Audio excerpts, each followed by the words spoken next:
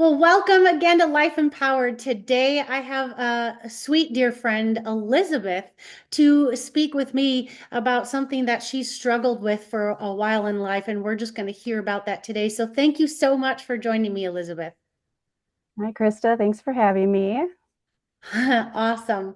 So, I kind of gave her a few options of, hey, what struggle? Hey, what season you want to do? And she wanted to talk about resentment. And now I know all of us have dealt with this at least once in our life, but it's known also by other words, unforgiveness, bitterness. There's other Mm-hmm. variances of this struggle that we have, and it really does get to the root of unforgiveness, of Hmm. things that we're holding on to. And so I'm excited to have this conversation with Elizabeth of what it was that was really wearing on her, and what was that process of working through that and getting through breakthrough for that. So thank you again. Yeah, of So course. where does this resentment come from that you want to share with us today? Where do Who we start? who has caused you grief that made you choose to resent them for a Yeah. time? Yes. Short version is it will be my dad that I will be talking about. And yeah, I really appreciate you having me on so that it can be shared because, like you said, I feel like we all deal with this in some shape or form.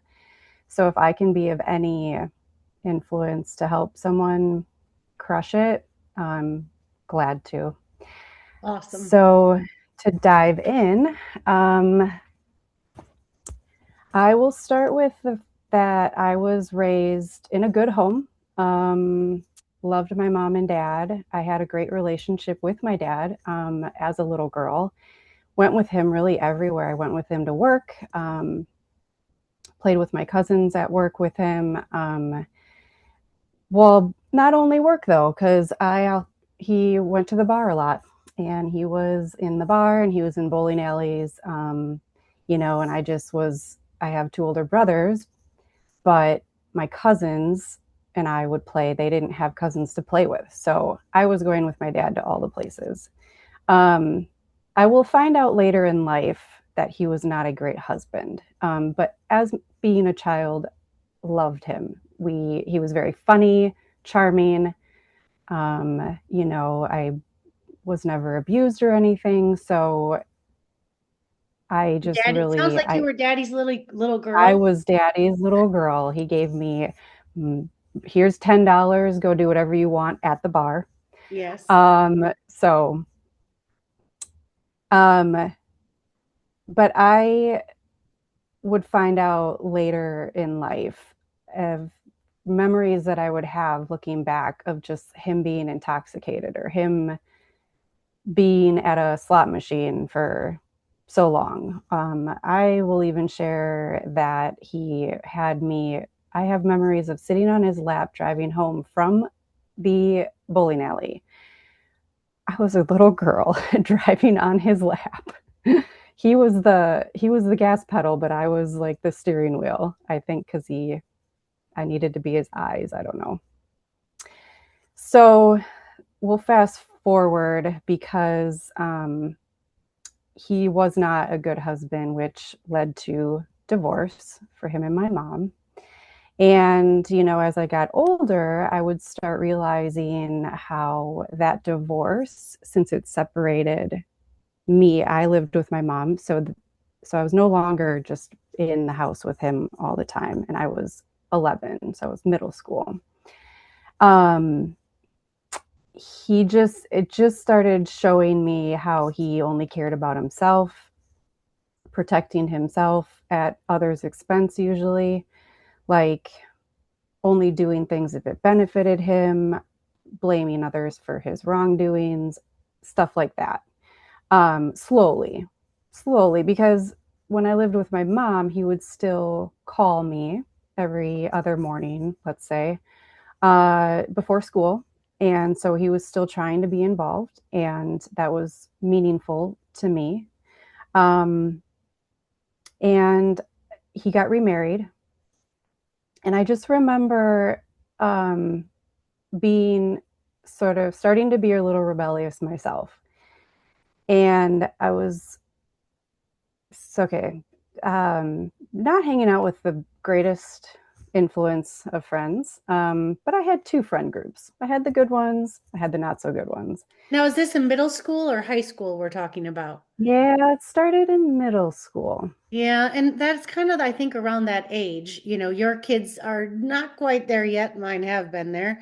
Yeah, But I remember for me too, again, that and watching my kids now go through that. yeah, Middle school is that part where so much can go wrong or so much can go right because it is, you are searching to figure out your place in this world, basically. Where do you yeah. stand?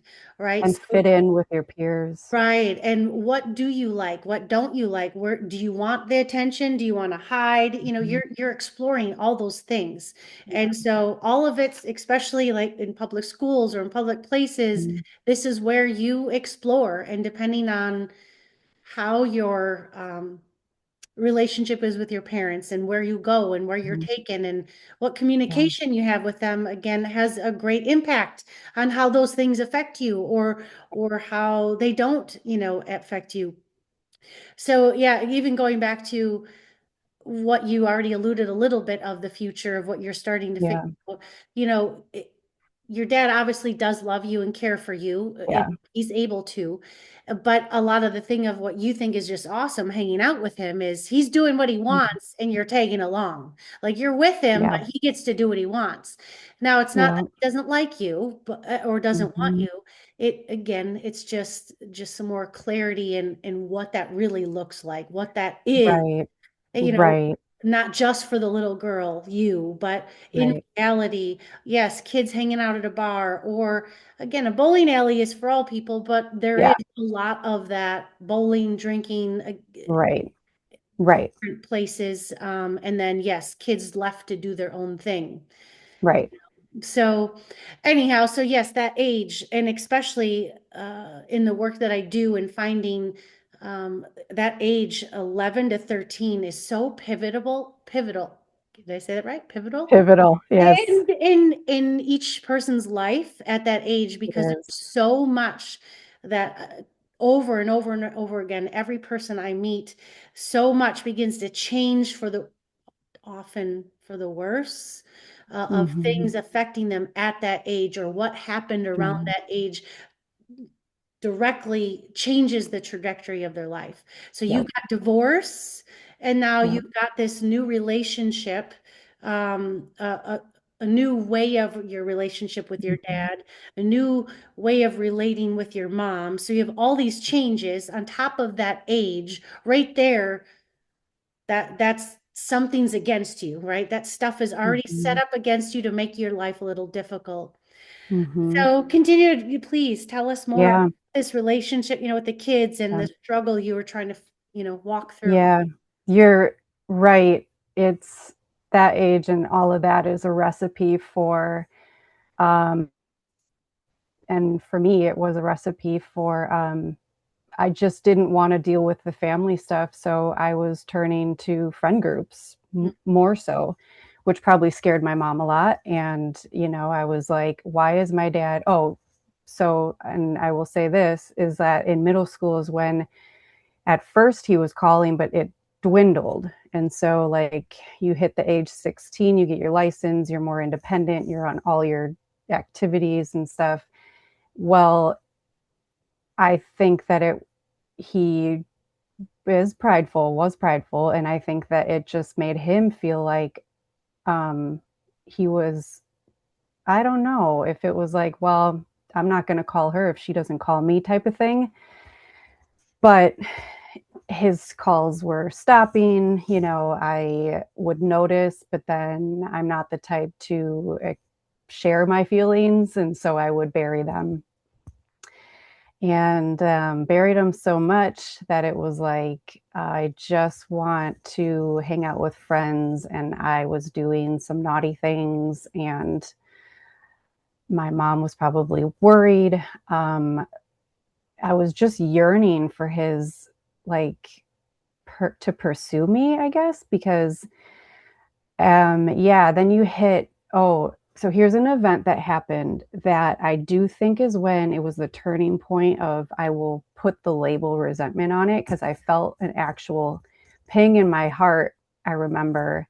Um, so he would take me to breakfast for my birthday. Now that I lived with my mom, that was a thing. And so I think it was my 17th or 18th birthday. So I was a senior, I was still in high school and went to breakfast with him. He had been married at this point, and I didn't really know her that well. I was a teenager doing my own thing usually, and we were having a good conversation. And then I remember he completely turned it and said and started telling me how his wife had issues with me, and so I didn't know how to. And I don't like dealing with conflict. I just at that age, I didn't know how. So Mhm. I just like kind of just remember sitting there being like, what did I do? I don't know what I did. And feeling like he turned our birthday thing into shaming me about his wife. Mm.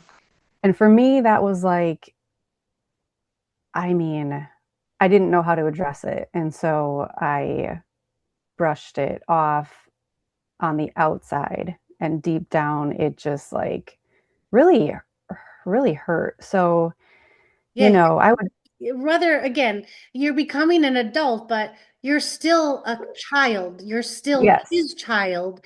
And the yes. goal is supposed to be he's there for you, Yes, teaching, defending me feeding or you, something. right, to grow up.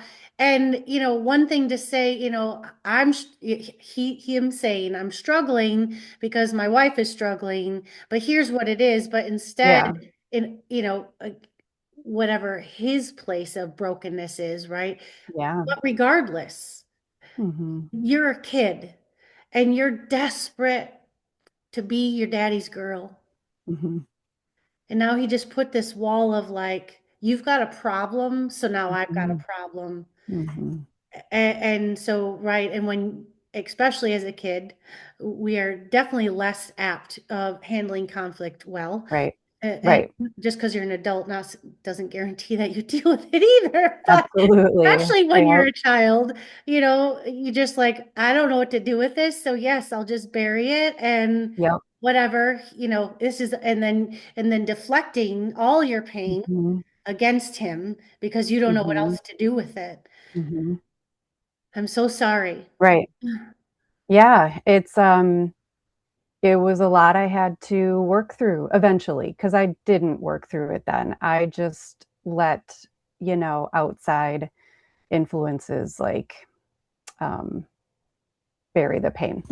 Hmm. Like we Hmm. think we think the temporary things we do for happiness,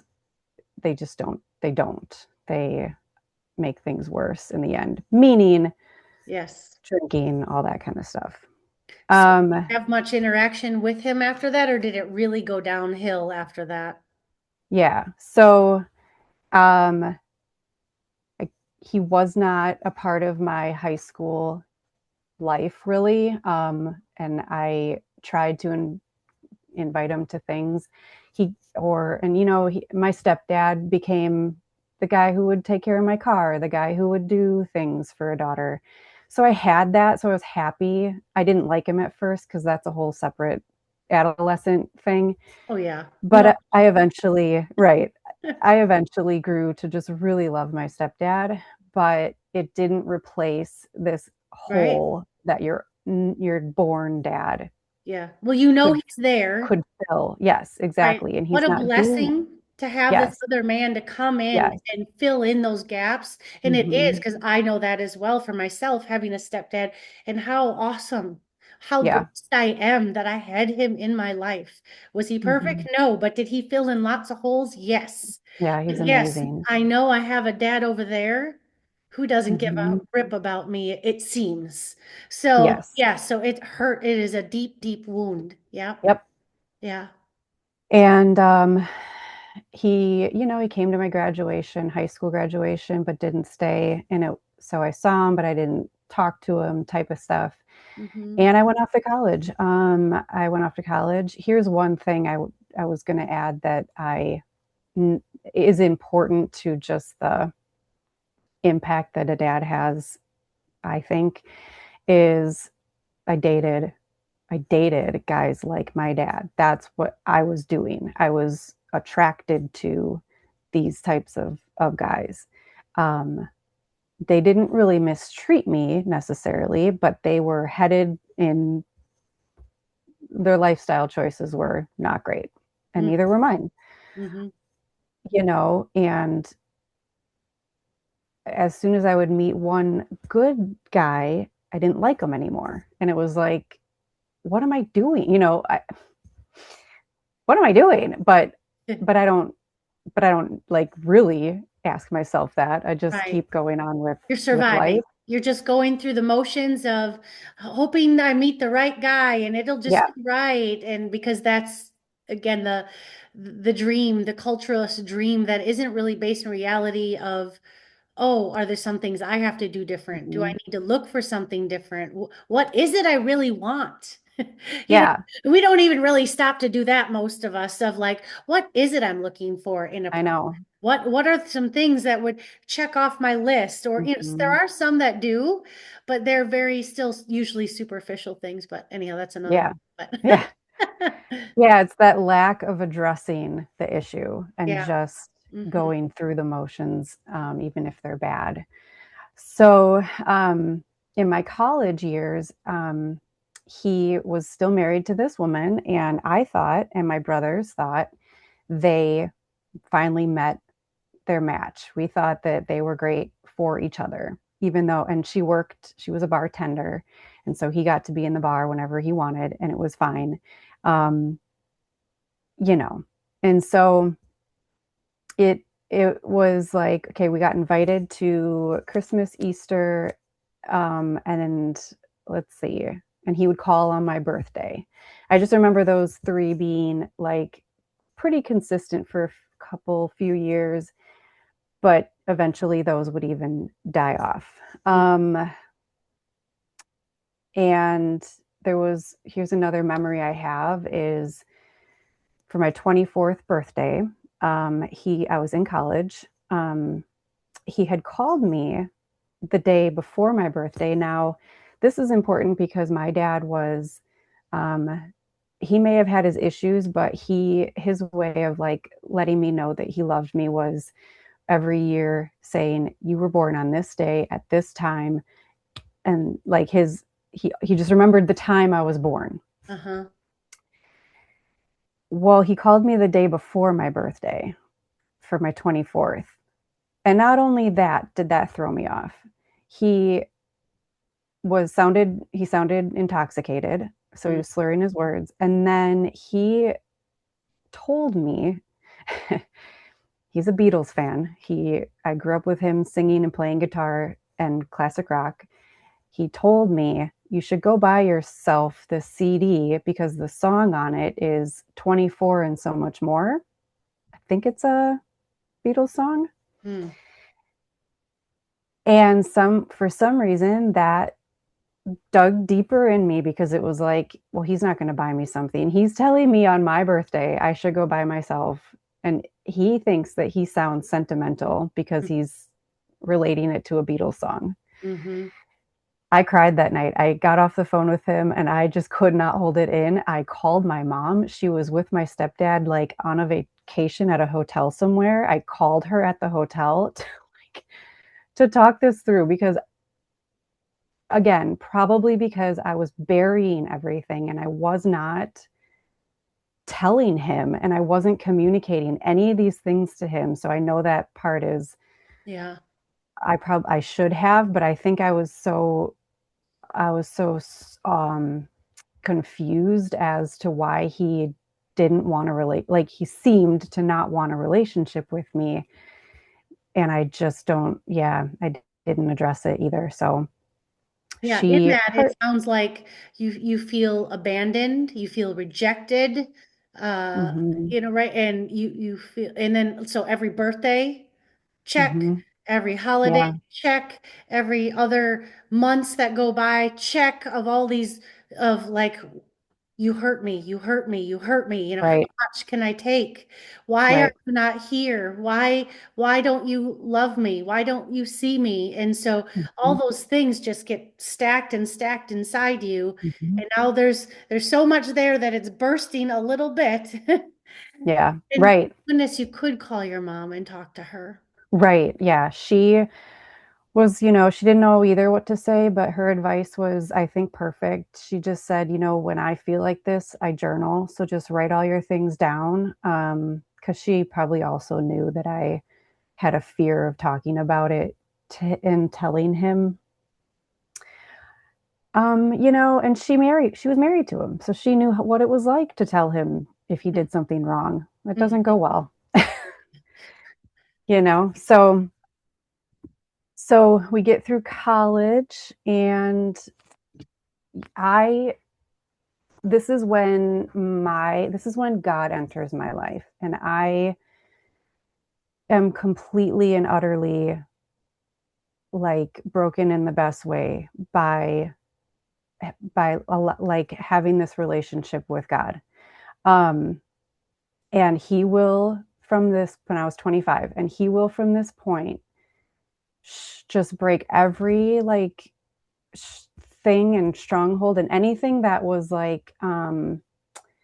I grew up thinking because I didn't know how God was and just flipping it.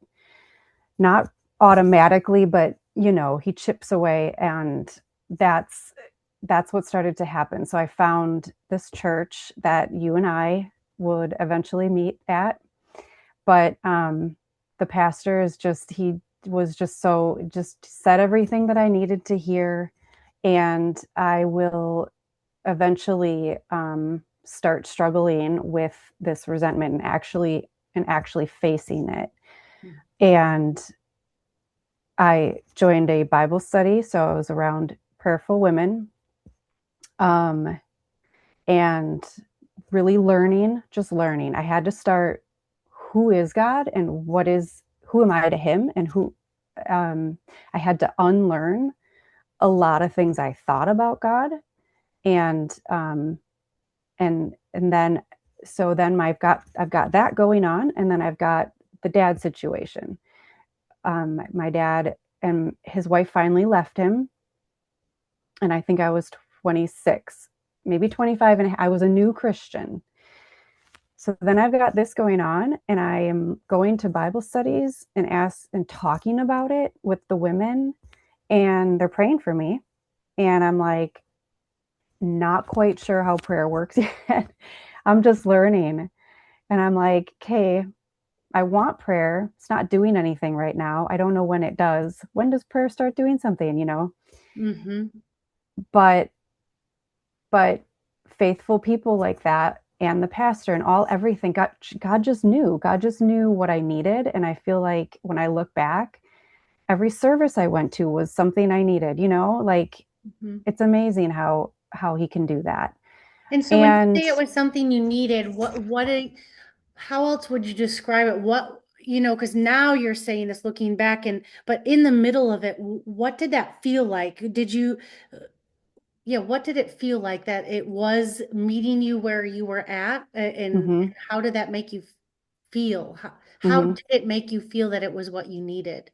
yeah, it's a good question. I'm trying to think of specific examples. So I remember, aside from the dad thing, I remember going and I like the pastor was talking about lifestyle and like Christians who go out on Friday night and Saturday night and come into church and act like a Christian. I don't know. He was just really digging into Uh-huh. like applicable things in my life I needed to hear. Mm-hmm. And so I started breaking habits, and letting the Holy Spirit convict me in those areas. And then as far as like with the dad situation, I feel like it was scripture, just pointing out certain scripture for me that because I didn't grow up learning to read my Bible. I didn't grow up learning to have a relationship with God. And one verse, which is so simple, is pray endlessly, pray without ceasing. And for me, I held on to that because it doesn't necessarily, because it's because we're not meant to just pray once and think it's going to happen, that um and that if it doesn't, God wasn't listening and doesn't care about you, Mhm. type of thing. And I think that's just how it worked for me. That's how it and I was like, okay, well, with this dad situation, I guess keep praying, because what it turned into for me was, the Bible talks about honoring your parents. And so that began a, like, kind of like a research project for me, if you will. Mhm. Like, how do I honor my dad? Like, what does that look like? Mhm. Um, and I think the ladies and the women helped, just helped me talk through it. Mhm. And they had scripture to back things up. And Mhm. if I didn't have that, then I would be probably trying to figure it out on my own, just having little guidance. Does that make Yeah, sense to yeah. answer it? And so what I'm hearing, just let me know if I'm wrong. What I'm hearing Yeah, is that prayer was your hope. Like, okay, this is impacting my life. This is good things in my life, but this situation with my dad is really impacting my life as well. So I'm right, going to keep praying because this is my hope that it is going to change something because something's got to change. right, And and so I'm assuming is that right. how it was? Awesome. So then in that, how did it break? Or when did it break? Did you notice it breaking? And what did it begin to look like and feel like differently as you prayed without Yeah. ceasing? Yeah, I would say, like, if I had to time stamp it or something, it was a couple years of me struggling with this. Not, I don't, struggling just because I didn't know. I was so confused. I was like, he's my dad. Like, I love him and I want him to love me and I want him to be in my, but like, why is he not choosing me? Why is he, why Mm-hmm. does he keep going back to his like bad ways? And Mm-hmm. why does he not want me in his life? And it was a church service. It was probably, I think it was a Saturday night one. And I happened to be sitting with one of the women that was in our group, our small group. She was older, married, but more maybe like a big sister kind of person, mentor. And it was a normal service. The pastor, towards the end, sometimes churches do this where they will just say, if you need prayer, come up. We'll keep the music going. You can just sit at the altar. You can have someone pray for you. And I was too nervous to do it by myself, or shy. I should just say shy. Um, but because she went up, and I'm like, I look at this woman as like, what could she possibly need prayer for? You know, and so I followed her because I thought, well, if she's doing it, I could do it. And I went and I knelt down, and I have no idea why or how. Well, God, but I wasn't anticipating Mm-hmm. kneeling down and a flood of tears. And Krista, I do not like to cry in front of people. I do not like it. I think that I even have like a wall that comes up so that I don't, that I, and I mean, I couldn't stop crying. And like, I felt, someone put their hand on my shoulder to pray, and the music was playing. And after that experience, I felt as if it lifted. I felt as if the weight of resentment literally lifted. Uh-huh. Like, I couldn't see it, but you just walk away going, whoa, Yes. what, how did that, what's happened? You knew it was And you knew the resentment was bugging you and how you processed relationship, especially with him, but even others. But now you were like, oh my goodness, it's a tangible physical thing that was on me as right, well, and now it's right. gone. How beautiful. Yeah. Yeah. And, that peace set in. And it was almost as if after that, I was almost certain I, it was amazing, but I couldn't understand it. And I was honestly after that, I was like searching for the resentment. I was like, where did it, I was like, why don't I feel the certain things anymore? Now, I'll say for me, what that, if I could like explain it, Mhm. is for me, it was I switched my thinking from why I switched my thinking from why doesn't he want me in his life and why won't he do this? Why won't he do that? To, you know what? I don't need to buy into what he's doing. I don't need to put on this fake front in front of him. I can let him know how it makes me feel, but I don't need to put him down. I don't need to shun him. I don't need to, um, well, I don't know, be rude to him, and I don't need to ignore him. And so these are all the things I'm going through. And then I was like, and if he were to come back into my life, I would be more than happy to let him, um, try and do that and show me. And so it years later, I would look back at this because I reflect on it still today. I think of the prodigal son a little bit, and I think of the dad, and I think, was that what he felt like? Is that how he felt when his son started running back to him? Like, I no longer held a grudge. I just let it be. Um, yeah, I guess the resentment part is what can make us like respond in really ugly ways.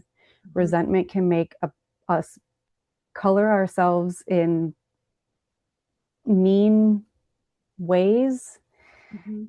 So I think that prior to this resentment being lifted, if he were to try to come back into my life, I probably would have been like, nope, too late. Nope. Mhm. Mhm.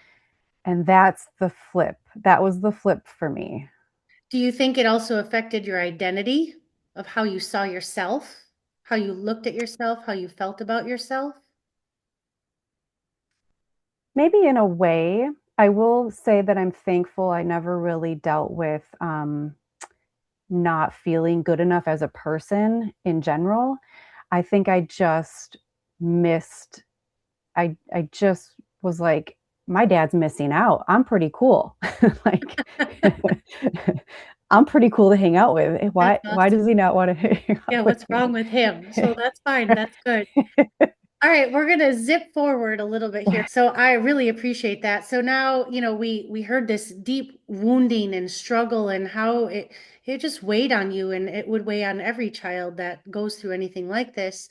And moving into adulthood and even with dating men, like you could see the difference. So something changed because I know, right? Something changed because you are married and have kids and you have this beautiful sign behind you, 10-year anniversary. So I do remember something about when you did see your current husband and you dated him, that he was different than other people that you've dated, and there was some things that you weren't sure, like, I don't know if I really want that.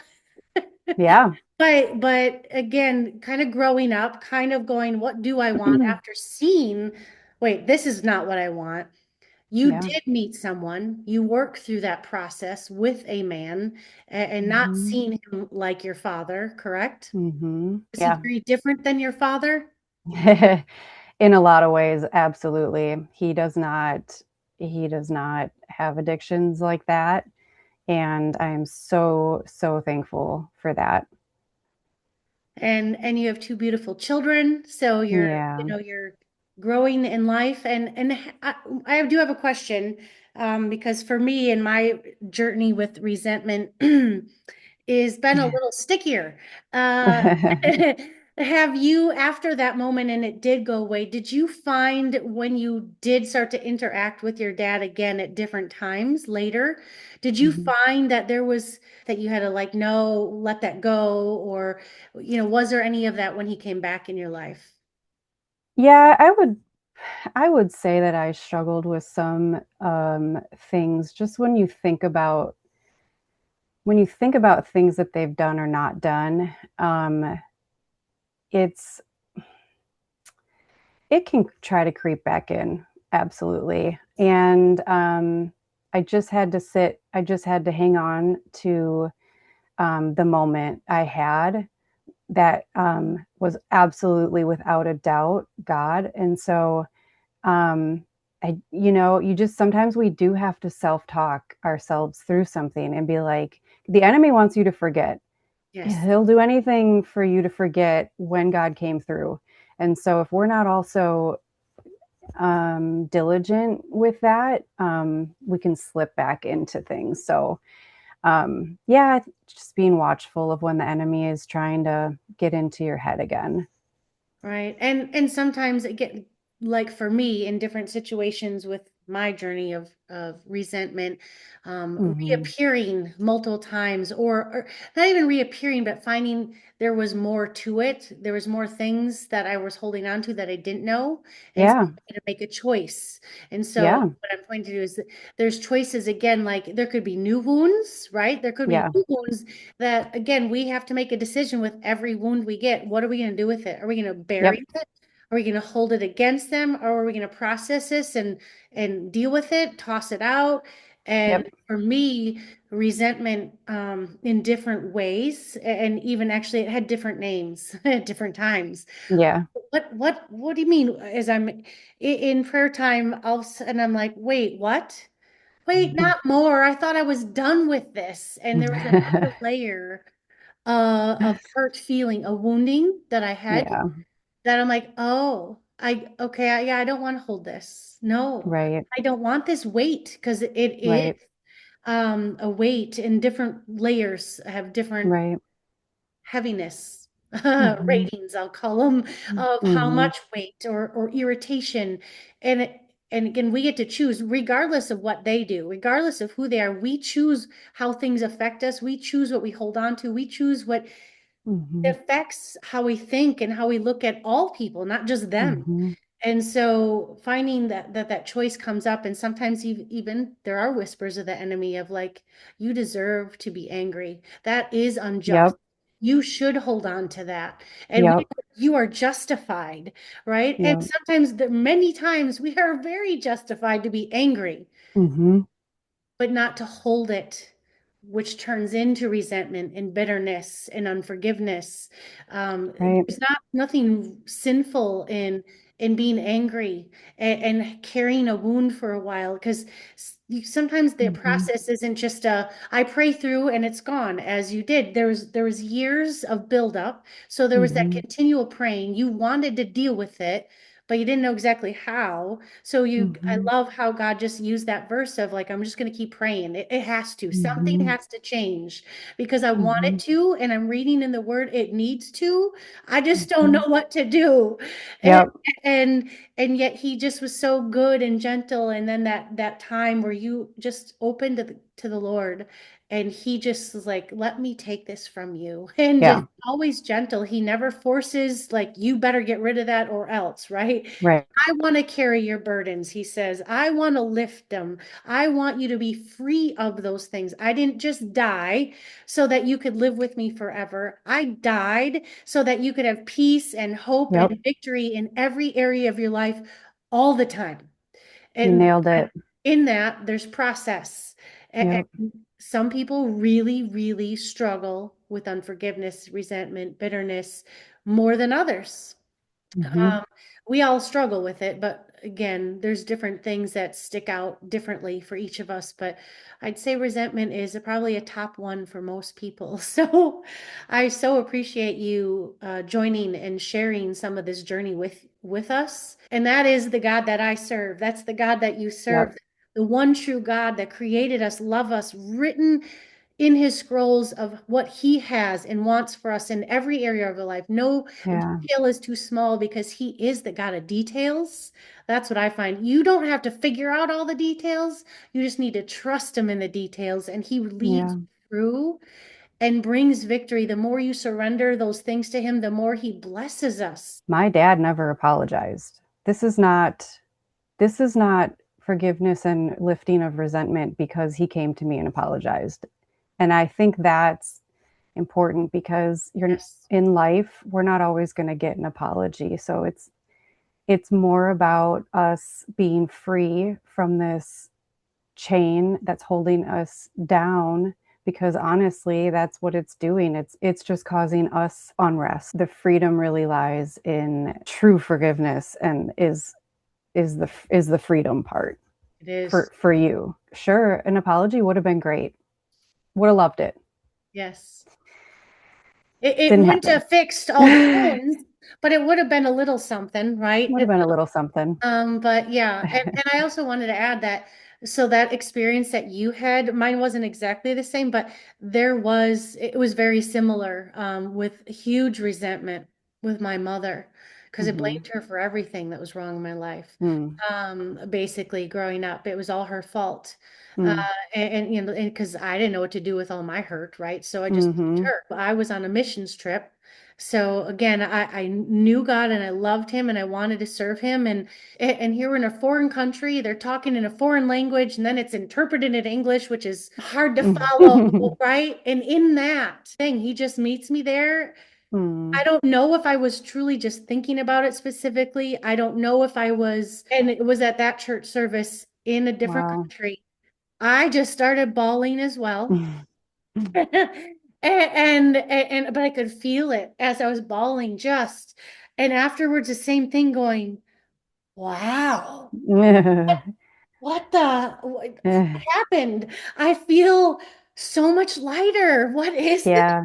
He had And a I'm like, moment for you. and yes, and I'm like, I don't hate her anymore. It was just Hmm. like, wow, I don't hate her. And That's I a pretty remember, simple way to put it too. I don't hate anymore. yes. This is amazing. I mean, I came home and I'm like, and then I felt shame and Hmm. guilt. Well, I'll say guilt because guilt leads you to repentance. So I felt guilty for my bad attitudes because I did Yeah. it with her. I felt guilty for how I blamed her for, I knew I was blaming her for everything, a blanket. Like I knew there was things she hurt me, but it Yeah. was a blanket.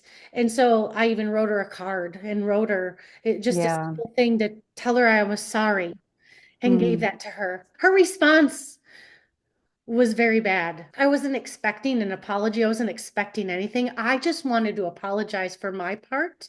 Hmm. Unfortunately, my mom mocked me.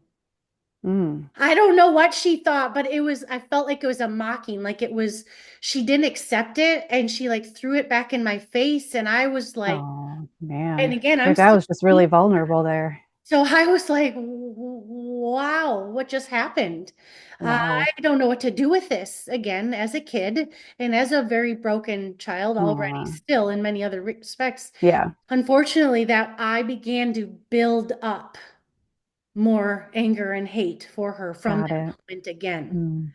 because Mm. I didn't understand what was happening. And I'm like, I'm letting go of this, but so it was different. I knew Yeah. I was choosing. I was like grabbing, like I said with you with the checking, I was, oh yeah, check. Oh yeah, Right. check, justifying. See, I should have just, Mhm. I need to stay angry and bitter and Yep. unforgiving because this is who she is. Um, Yep. and so it was a journey. And then years later of battling, of like, wow, I can't be that way. Yeah. This affects my life. And it was another Lord, teach me, show me, pull this up. And so that's when then these layers for me, I Yeah. had to go Okay. through the layers of letting, Yep. and he'd heal it and he'd show it. So It's different for everyone. And yes, it's the point isn't that they don't ask for forgiveness. The point is, do you want it to hold you down? Do you want it to right. weigh on your life?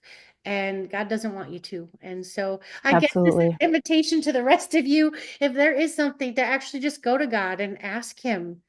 Is there, Mhm. am I holding on to bitterness? Or maybe it already's in your head. Just go, take some time and just say, take it. I don't want Yeah. it. Heal those wounds and lift it and let me have that freedom. And he will give it to you because he is Yeah. a good, holy, just, merciful God. It says Yeah. his mercies are new every morning. So just keep going to him and he will lead you through it. Well, thank you. I appreciate you sharing that and again, how God uses our stories, uses our journey to share our struggles with others, encouraged in their journey of life, and I hope ultimately with God, because that is where you will feel the peace that you can't find anywhere else, and Absolutely. benefits and rewards that no one else can get you, and you can't Absolutely. get for yourself. Thank you for having me, Krista, and thank you for what you're doing. And you're just trying to change the lives of these ladies. What it is to be a Christian, right? Is to just share our story and invite others to find that same freedom that we find. Yeah. So, yeah. Well, thank you. Awesome. Thank you so much, Krista. Thank you. Thanks Mhm. for listening to Life Empowered. I hope you enjoyed it. Please subscribe and listen to other life-changing stories and share it with others.